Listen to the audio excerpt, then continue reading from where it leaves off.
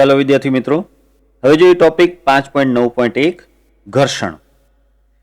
જો ઘર્ષણને તમે day to day લાઈફમાં ઘણી વખત અનુભવ કર્યો હશે, પરંતુ અહીં તેના સૂત્રાત્મક ભાગની આપણે વાત કરીશું. અહીં સપાટી ઉપર તમે જોઈ શકો છો કે એક બ્લોક મૂકેલો છે.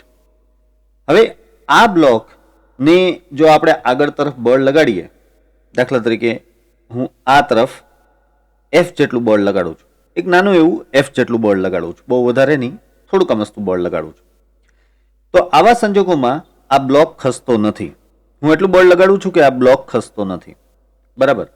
હવે ખરેખર તો શું થવું જોઈએ કે કોઈ પણ પદાર્થ ઉપર આપણે બળ લગાડીએ એટલે તે દિશામાં તે પ્રવેગી ગતિ કરવો જોઈએ. અત્યારે દાખલા તરીકે આ જે બ્લોક છે તેનું દળ m હોય તો સ્વાભાવિક છે કે તે આગળ તરફ પ્રવેગ a, જ્યાં a બરાબર f/m આટલા પ્રવેગથી ગતિ કરવો જોઈએ. પરંતુ જો આ ગતિ નથી થતી, આ બળ લગાડવા છતાં આવી કોઈ ગતિ નથી થતી, એનો મતલબ શું થાય કે એનો મતલબ કે પાછળ તરફ આ ગતિની વિરુદ્ધ દિશામાં તેને કોઈક બળ લાગતું હોવું જોઈએ. આ બળ એટલે જ ઘર્ષણ બળ. અહીં પાછળ તરફ જે બળ લાગે છે તેને જ કહેવાય છે ઘર્ષણ બળ. તેની સંજ્ઞા છે સ્મોલ f. આ ઘર્ષણ અથવા તો ઘર્ષણ બળને અંગ્રેજીમાં ફ્રિક્શન કહેવાય અને તે પરથી તેની સંજ્ઞા છે સ્મોલ f. વળી આ ઘર્ષણના 3 પ્રકાર છે. અહીં જે ઉત્પન્ન થાય છે તે સ્થિત ઘર્ષણ છે, જેને Fs કહેવાય. હું અહીં દર્શાવી દઉં કે આ કિસ્સો સ્થિત ઘર્ષણ માટેનો છે. સ્થિત ઘર્ષણ. સ્વાભાવિક છે કે આ સ્થિતિમાં આ F અને Fs બંને સમાન મૂલ્યના હોવા જોઈએ, તો જ આ બ્લોક છે ગતિ કરતો ન હોય. તો અહીં હું એ પણ લખી શકું કે આ જે ઘર્ષણ બળ છે, સ્થિત ઘર્ષણ બળ Fs, તે કેટલું હશે? F જેટલું હશે. Fs = F.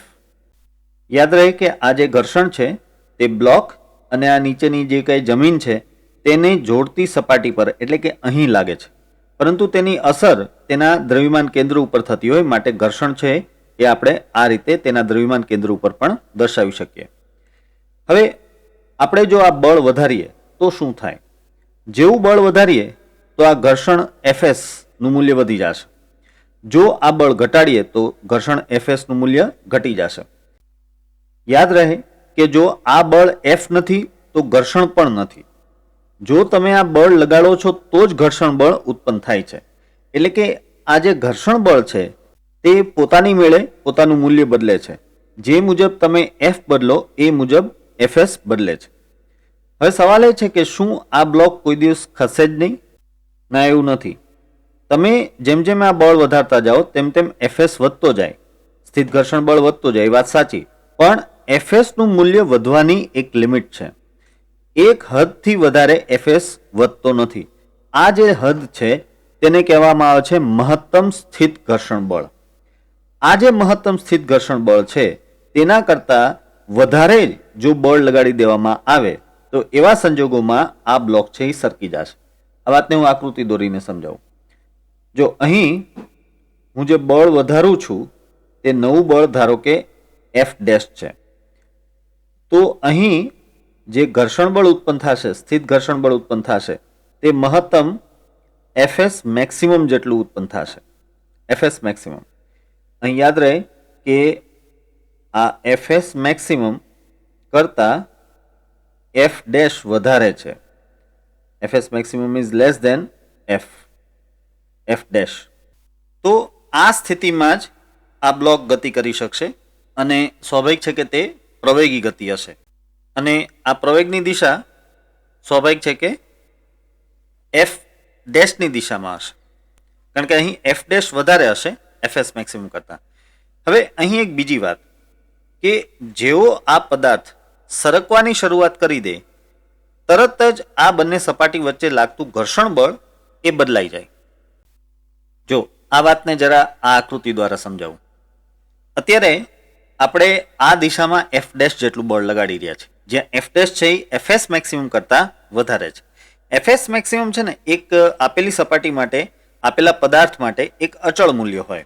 દાખલા તરીકે આ M દળનો બ્લોક છે અને આ સપાટી છે તેના ઉપર જ મૂકેલો છે, તો આ બ્લોક અને આ સપાટી વચ્ચે જે મહત્તમ સ્થિત ઘર્ષણ બળ લાગી શકતું હોય એફએસ મેક્સિમમ તે ફિક્સ જ હોય, એટલે કે તે અચળ હોય.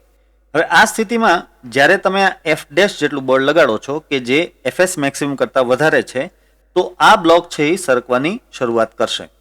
પણ જેવો આ બ્લોક સરકવાની શરૂઆત કરે તો આ બંને સપાટી વચ્ચે લાગતું જે ઘર્ષણ બળ છે ને એ બદલી જાય અને હવે ઘર્ષણ બળ થઈ જશે એફ કે, જ્યાં એફ કે એટલે કે ગતિક ઘર્ષણ બળ. જો આ વાત હું અહીં લખી નાખું. એફએસ એટલે કે સ્થિત ઘર્ષણ બળ, જેનું મૂલ્ય તમે લગાડેલા બળ જેટલું હોય. એફએસ મેક્સિમમ એટલે કે મહત્તમ સ્થિત ઘર્ષણ બળ, અને એફકે એટલે કે ગતિક ઘર્ષણ બળ. ગતિક ઘર્ષણ બળનું મૂલ્ય છે એફએસ મેક્સિમમ કરતાં વધારે હોય, અને આ ગતિક ઘર્ષણ બળ ત્યારે જ લાગુ પડે જ્યારે બ્લોક છે એ સરકવાની શરૂઆત કરી દે. તો અત્યારે આ સ્થિતિમાં બ્લોક છે એ આ દિશામાં સરકતો હશે, અને આ દિશામાં સરકતી વખતે તેનો જે પ્રવેગ છે એ પ્રવેગ એ સ્વાભાવિક છે કે પરિણામી બળ ભાંગા દળ જેટલું હોય. તો પરિણામી બળ થશે અહીં એફ ડેશ માઇનસ એફ કે ના છેદમાં એમ જેટલું. આ તેનો પ્રવેગ થશે. તો આ રીતે જ્યાં સુધી બ્લોક સ્થિર છે ત્યાં સુધી તેમાં જે ઘર્ષણ બળ ઉત્પન્ન થાય છે, હું શબ્દ વાપરું છું ઘર્ષણ બળ ઉત્પન્ન થાય છે, ઘર્ષણ બળ પહેલાથી એક્ઝિસ્ટ નથી કરતું. એવું ન હોય કે તમે બળ ન લગાડો તો પણ ઘર્ષણ તો હોય જ, એવું નથી હોતું. તમે બળ લગાડો એટલે ઘર્ષણ બળ ઉત્પન્ન થતું જાય. જેમ જેમ તમારું બળ વધતું જાય તેમ તેમ ઘર્ષણ બળ વધતું જાય. જ્યારે ઘર્ષણ બળનું મૂલ્ય એફએસ મેક્સિમમ પહોંચે પછી તેનાથી વધારે ઘર્ષણ બળ ઉત્પન્ન થાય નહીં, અને તો પછી તમારા બળ વડે ગતિ થઈ જાય અને એ પ્રવેગી ગતિ થાય. પણ જેવો આ બ્લોક સરકવાની શરૂઆત કરી દે કે તરત જ આ જે મહત્તમ ઘર્ષણ બળ હતું તે એફ કે જેટલું થઈ જાય. અને ઇન્ટરેસ્ટિંગ વાત એ છે કે એફ કે એટલે કે ગતિક ઘર્ષણ બળ જે છે એ એફએસ મેક્સિમમ કરતાં સહેજ ઓછું હોય છે. આ વાતનો તમે અનુભવ કર્યો હશે. દાખલા તરીકે તમે કોઈ ભારે કબાટને હલાવવાની કોશિશ કરો છો, ઓકે, તો શરૂઆતમાં તમે થોડુંક બળ લગાડો છો તો કબાટ હલતું નથી. એનો મતલબ કે અત્યારે આ પરિસ્થિતિ છે. તમારું બળ અને જે ઘર્ષણ બળ ઉત્પન્ન થયેલું છે સ્થિત ઘર્ષણ બળ એ બે સમાન મૂલ્યના છે, એટલે કબાટ સરકતો નથી. હવે તમે બળ વધારતા જાઓ, જ્યારે તમારું બળ એ એફએસ મેક્સિમમ કરતાં વધી જશે ત્યારે જ બ્લોક છે એ સરકશે. જેવું તમારું બળ છે એ એફએસ મેક્સિમમ કરતાં વધી જશે ત્યારે જ આ બ્લોક એટલે ખરેખર તમારા કિસ્સામાં કબાટ એ સરકશે. પણ જેવો કબાટ સરકવાનું શરૂ થાય ને તો તમે મહેસૂસ કર્યું હશે કે જેવો કબાટ સરકવાની શરૂઆત કરે એટલે તરત જ જે ઘર્ષણ બળ આપણને મહેસૂસ થતું હતું તે ઘટી જાય. મીન્સ તમે ઓછા બળથી પણ હવે કબાટને સરકાવી શકો. તો એ શું થઈ રહ્યું છે કે ભાઈ જ્યારે ગતિ થઈ ગઈ ત્યારે હવે જે ઘર્ષણ બળ ઉત્પન્ન થાય છે તે ગતિક ઘર્ષણ બળ હોય છે, અને આ ગતિક ઘર્ષણ બળ એ ખરેખર એફએસ મેક્સિમમ કરતાં ઓછું હોય છે. એટલે હવે તમે ઇવન ઓછા બળથી પણ ખરેખર બ્લોકને એટલે કે કબાટને સરકાવી શકતા હો. અત્યારે તમારું બળ અને જે ગતિક ઘર્ષણ બળ ઉત્પન્ન થાય છે તે બેની બાદબાકી જેટલું પરિણામી બળ ભાંગા દળ જેટલો પ્રવેગ ઉત્પન્ન થાય. આ ઘર્ષણ બળ વિશે એક વાત ખાસ નોંધ કરી લેવા જેવી છે. જો ઘર્ષણ એટલે કે ઘર્ષણ બળ એ પદાર્થની અપેક્ષિત ગતિનો વિરોધ કરે છે, અને તે અપેક્ષિત ગતિની વિરુદ્ધ દિશામાં જ ઉત્પન્ન થાય છે. આ વાત યાદ રાખજો. અત્યારે અહીં બળ લગાડીએ આપણે તો આપણી અપેક્ષા હોય કે ભાઈ આ દિશામાં ગતિ થશે, એ ગતિ ન થવા દીધી એટલે આ જે ઘર્ષણ બળ છે તે અપેક્ષિત ગતિનો વિરોધ કરે છે. અને સ્વાભાવિક છે કે અપેક્ષિત ગતિ આગળ થવાની હતી ને ઘર્ષણ બળ છે પાછળ ઉત્પન્ન થયું છે, એટલે આપણે લખ્યું કે ભાઈ તે અપેક્ષિત ગતિની વિરુદ્ધ દિશામાં જ હંમેશા ઉત્પન્ન થાય છે. અહીં એક વાત એ પણ યાદ રાખવી કે જે ઘર્ષણ બળ ઉત્પન્ન થાય છે તે બંને પદાર્થો વચ્ચેની સપાટી વચ્ચે જે સાપેક્ષ ગતિ થાય છે તેના કારણે ઉત્પન્ન થાય છે. બંને પદાર્થો જો ગતિ કરતા હોય તો સાપેક્ષ ગતિ ન થાય, બરાબર છે. બીજી એક વાત કે ધારો કે આ જે નીચેની સપાટી છે એ ધારો કે એક દિશામાં ગતિ કરી રહી છે અને આ ઉપરનો બ્લોક છે એ તેના કરતાં વધારે વેગથી ગતિ કરી રહ્યો છે, તો બંને વચ્ચે સાપેક્ષ ગતિ થશે અને તેથી બંને વચ્ચે ઘર્ષણ બળ ઉત્પન્ન થશે. કહેવાનો મતલબ એમ છે કે બંને પદાર્થો વચ્ચે જ્યારે સાપેક્ષ ગતિ થાય ત્યારે જ ઘર્ષણ બળ ઉત્પન્ન થાય.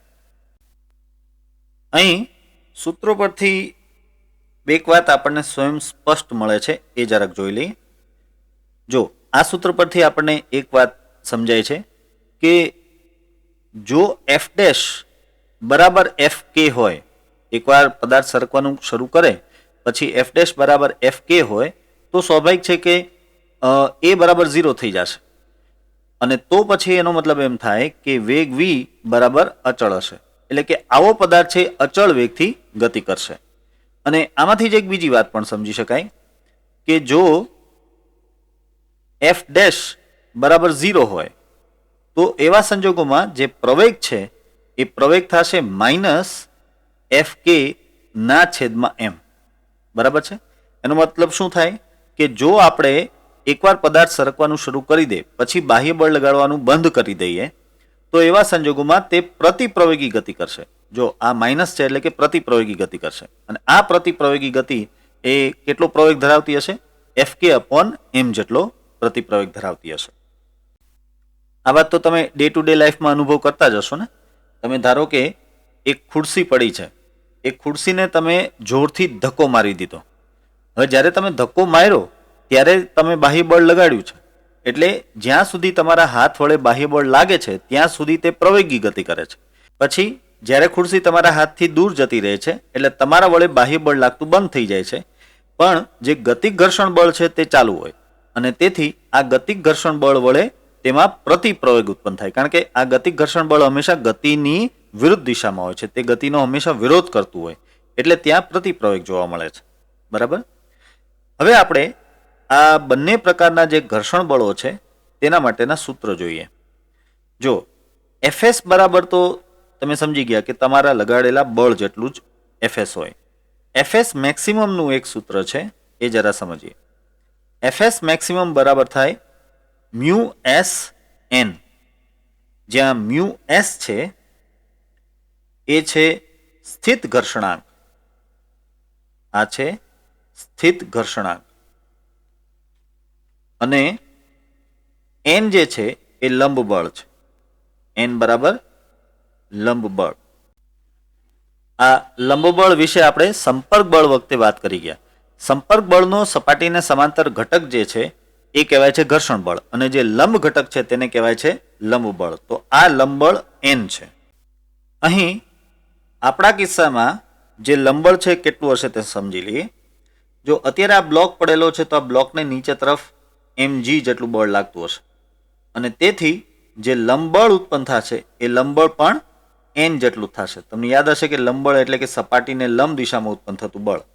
એટલે અહીં જે n છે ને તેના બરાબર આપણે mg લખી શકીએ. તો મ્યુએસ mg આ એફએસ મેક્સિમમનું સૂત્ર થયું. આ ખૂબ જ અગત્યનું સૂત્ર છે વિદ્યાર્થી મિત્રો, યાદ રાખજો.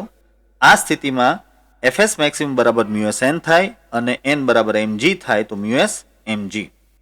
ચાલો હવે બીજું સૂત્ર જોઈએ આપણે, એ છે ગતિક ઘર્ષણ બળ માટે, એટલે કે એફ કે માટે. એફ કે નું સૂત્ર સિમ્પલ છે. એફ કે બરાબર થાય મ્યુ કે એન. મ્યુ કે એન, અને અહીં એન તરીકે તમે mg પણ લખી શકો. અહીં મ્યુ કે શું છે? મ્યુ કે એ છે ગતિક ઘર્ષણાંક. ગતિક ઘર્ષણાંક. બરાબર? સ્વાભાવિક છે કે મ્યુ કે ત્યારે જ લાગુ પડે જ્યારે બ્લોક છે સપાટી ઉપર સરકતો હોય, ત્યારે તમે એફ કે બરાબર મ્યુ કે એન અથવા તો એફ કે બરાબર મ્યુ કે mg સૂત્રનો ઉપયોગ કરી શકો છો. હવે એક બીજી વાત, આ મ્યુએસ અને મ્યુ કે ના મૂલ્યો અલગ અલગ સપાટી માટે અલગ અલગ હોય. જેમ મ્યુએસ નું મૂલ્ય વધારે તેમ તમને ઘર્ષણનો વધારે અનુભવ થાય.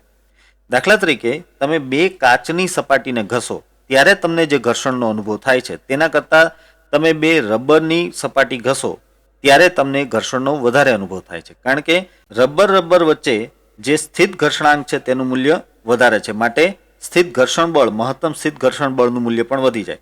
અને એ રીતે ગતિક ઘર્ષણાંકનું મૂલ્ય પણ વધારે જ હોય, તેથી તેમાં ગતિક ઘર્ષણ બળ પણ વધારે હોય.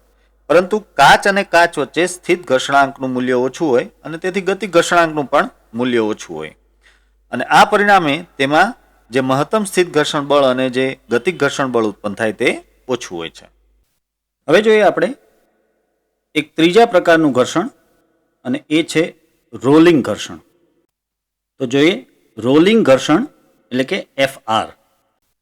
આ માટે જરા આ આકૃતિ ધ્યાનમાં લો. જો અહીં એક સીધી સપાટી ઉપર એક આ દડો મૂકેલો દેખાડ્યો છે. હવે તમને ખબર છે કે તમે આ દડાને આમ વેગ આપીને મૂકી દો તો એ થોડીક વાર પછી અટકી જશે.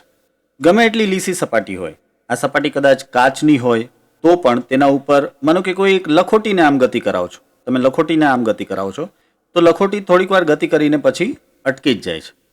તો હવે આમાં જ્યારે લખોટી ગતિ કરે છે ત્યારે લખોટી તો આમ ફરતી હોય, આવી રીતે આમ ફરતી હશે, બરાબર? તો એમાં સ્થિત ઘર્ષણ બળ કે ગતિક ઘર્ષણ બળ નથી લાગતા. જો સ્થિત ઘર્ષણ બળ ત્યારે લાગતું હોય જ્યાં સુધી સપાટી છે એ હલતી ન હોય, સાપેક્ષ ગતિ ન થતી હોય, ત્યાં સુધી જ સ્થિત ઘર્ષણ બળ લાગતું હોય. પછી સપાટી છે એ સરકવાની શરૂઆત કરે, લસરવાની શરૂઆત કરે ત્યારે ગતિક ઘર્ષણ બળ લાગતું હોય. હવે જ્યારે આ લખોટી ફરે છે ત્યારે તેમાં સ્થિત ઘર્ષણ બળ ન આવે અને સાથે સાથે તેમાં ગતિક ઘર્ષણ બળ ન આવે, કારણ કે આમાં સપાટી ઘસાતી નથી. સપાટી ઘસાતી હોય એટલે કે સ્લાઇડ થતી હોય તો તમે ગતિક ઘર્ષણ બળ લઈ શકો. એટલે આ ગતિમાં જે ઘર્ષણ બળ લાગે છે તે રોલિંગ ઘર્ષણ બળ કહેવાય છે. અહીં આ દડો અથવા તો લખોટી જે કંઈ પણ તમે લ્યો તે રોલ થતી જાય છે, ફરતી જાય છે, માટે આમાં જે ઘર્ષણ ઉત્પન્ન થાય છે તે રોલિંગ ઘર્ષણ બળ ઉત્પન્ન થાય છે. આ રોલિંગ ઘર્ષણ બળનું સમીકરણ આ રીતે છે: Fr બરાબર મ્યુ આર એન, અને અહીં એન બરાબર mg લઈ શકાય તો મ્યુ આર mg. અહીં આ જે મ્યુ આર છે તે કહેવાય રોલિંગ ઘર્ષણાંક. આ છે રોલિંગ ઘર્ષણાંક. અને આ રોલિંગ ઘર્ષણાંકનું મૂલ્ય બધા ઘર્ષણાંક કરતાં ઓછું છે. જો રોલિંગ ઘર્ષણાંક છે એ મ્યુ કે કરતાં એટલે કે ગતિક ઘર્ષણાંક કરતાં ઓછો છે, અને ગતિક ઘર્ષણાંક એ મ્યુ એસ કરતાં પણ ઓછો છે, એટલે કે સ્થિત ઘર્ષણાંક કરતાં પણ ઓછો છે. તો સ્વાભાવિક છે કે એફ આર એટલે કે રોલિંગ ઘર્ષણ એ ઓછું હશે કોના કરતાં? એફ કે કરતાં, ગતિક ઘર્ષણ કરતાં. અને ગતિક ઘર્ષણ એ ઓછું હશે એફએસ મેક્સિમમ કરતાં, એટલે કે મહત્તમ સ્થિત ઘર્ષણ બળ કરતાં. તો આ રીતે રોલિંગ ઘર્ષણ બળ એ ગતિક ઘર્ષણ બળ કરતાં ઓછું છે અને મહત્તમ સ્થિત ઘર્ષણ બળ કરતાં પણ ઓછું છે. આ રોલિંગ ઘર્ષણાંક એ ગતિક ઘર્ષણાંક અને સ્થિત ઘર્ષણાંક કરતાં 100 થી 1000માં ભાગનું હોય છે. 100 થી 1000માં ભાગનું. એટલે તમે સમજી શકો કે રોલિંગ ઘર્ષણ બળ એ આ ગતિક ઘર્ષણ બળ અને મહત્તમ સ્થિત ઘર્ષણ બળ કરતાં પણ 100 થી 1000માં ભાગનું હોય છે. હું એ લખી નાખું કે આ 100 થી 1000માં ભાગનું. અને એટલે જ તમામ પ્રકારની ગતિમાં રોલિંગ ઘર્ષણ બળનો ઉપયોગ થાય તે રીતે જ યંત્રો, વાહનો બનાવવામાં આવે છે. હું તમને ઉદાહરણ આપું. જો આ આકૃતિ જુઓ.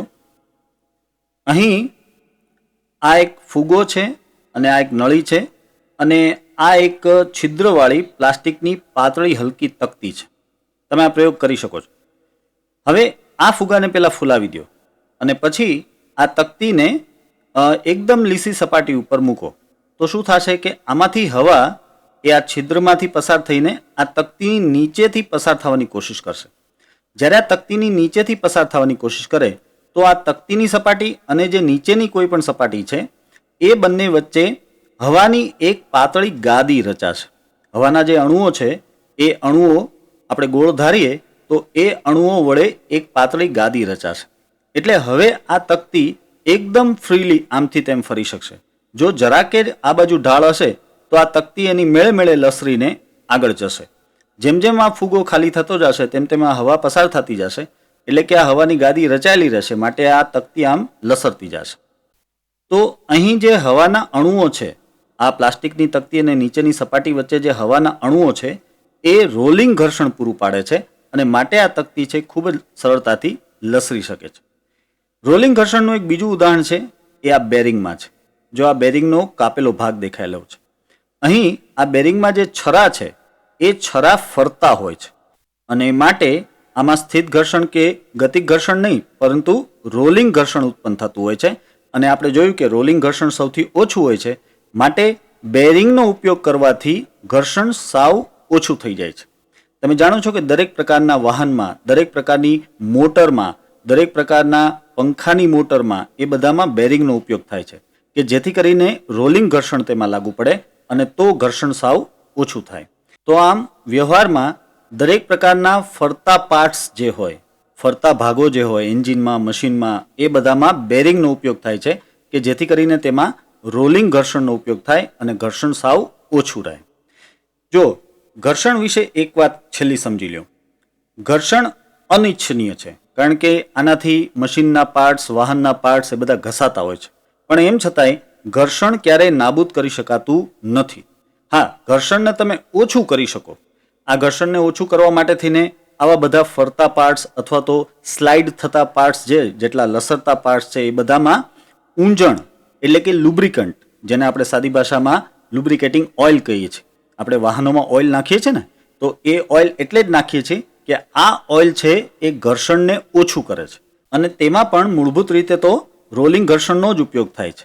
દાખલા તરીકે પિસ્ટન અને સિલિન્ડર હોય, એન્જિનમાં જે પિસ્ટન અને સિલિન્ડર હોય, એ પિસ્ટન અને સિલિન્ડરમાં ઓઇલ જવાથી પિસ્ટન અને સિલિન્ડરની વચ્ચે ઓઇલના એકદમ સૂક્ષ્મ અણુઓ એ બોલ બેરિંગની અસર પૂરી પાડે છે અને તેથી તેમાં રોલિંગ ઘર્ષણ આવી ગયું અને તેથી આ પિસ્ટન અને સિલિન્ડર એ આરામથી ફરી શકે છે અને છતાં પણ તેમાં કોઈ વેર એન્ડ ટેર એટલે કે ઘસારો બહુ આવતો નથી અને તેથી જ પિસ્ટન અને સિલિન્ડર છે એ લાંબા સમય સુધી ચાલી શકે છે. તમે જાણો છો કે વાહનમાં જો ઓઇલ ન નાખીએ તો પિસ્ટન અને સિલિન્ડર છે ઘસાઈ જાય, એ ઉપરાંત બીજા જે પાર્ટ્સ છે તે પણ ઘસાઈ જાય. જોકે ઘર્ષણના બીજા થોડાક ઉપયોગ પણ છે. આપણે કોઈ નોટમાં કે બોર્ડમાં જે લખી શકીએ છીએ, જે આમ લાઈન દોરી શકીએ છીએ, તેની પાછળનું કારણ ઘર્ષણ જ છે. જો ઘર્ષણ ન હોય તો બોર્ડ ઉપર ચોક ચાલે જ નહીં ને, તમારી નોટ ઉપર પેન ચાલે જ નહીં, નોટ ઉપર પેન્સિલ પણ ચાલે નહીં. તો ઘર્ષણ છે એટલે જ આપણે લખી શકીએ છીએ. ઉપરાંત બ્રેક મારવામાં ઘર્ષણનો જ ઉપયોગ થાય છે. જો ઘર્ષણ ન હોય તો બ્રેક કેમ લાગે? ન જ લાગે. આપણે ચાલીએ છીએ તેના પાછળ પણ ઘર્ષણ જવાબદાર છે અને ચાલવામાં લસરીએ નહીં એટલે જ આપણા બૂટના જે તળિયા છે તે હંમેશા રબરના હોય છે, કારણ કે રબરમાં જે ઘર્ષણાંક છે તેનું મૂલ્ય બહુ વધારે હોય એટલે આપણી લસરી પડવાની શક્યતાઓ ઓછી રહે છે.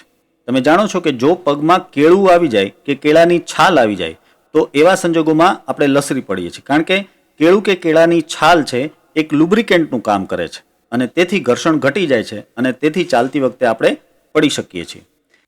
એ જ રીતે તમે જાણો છો કે કારના ટાયર જો જાડા હોય તો તેનાથી શું થાય કે ઘર્ષણ વધે. ઘર્ષણ વધે તો કારને વધારે પ્રવેગ આપી શકાય. જો તમે પાતળા ટાયર રાખો તો એવા સંજોગોમાં જ્યારે તમે એકદમ એક્સેલેટર દબાવો તો ટાયર ત્યાં ફરી જશે. પણ જો ટાયર જાડા હોય તો શું થાય કે ઘર્ષણ વધારે થાય તો કારને પ્રવેગ મળે. કારને પ્રવેગ આપવા માટે પણ ઘર્ષણ જવાબદાર છે. કારને બ્રેક મારવા માટે પણ ઘર્ષણ જ જવાબદાર છે અને તેને પ્રવેગ આપવા માટે પણ ઘર્ષણ જ જવાબદાર છે. તો આ રીતે ઘર્ષણના ફાયદાઓ પણ છે અને ગેરફાયદાઓ પણ છે. ઠીક છે, તો આ સાથે આજનો આ લેક્ચર આપણે અહીં પૂર્ણ કરીએ છીએ. વિદ્યાર્થી મિત્રો, આશા છે કે ઘર્ષણ વિશેની આ તમામ માહિતી તમને બરાબર સમજાઈ ગઈ હશે અને સાથે જણાવી દઉં કે આજના આ ટોપિકના પ્રશ્નોત્તરની લિંક મેં ડિસ્ક્રિપ્શનમાં રાખેલી છે, તે તમે ડાઉનલોડ કરી શકશો.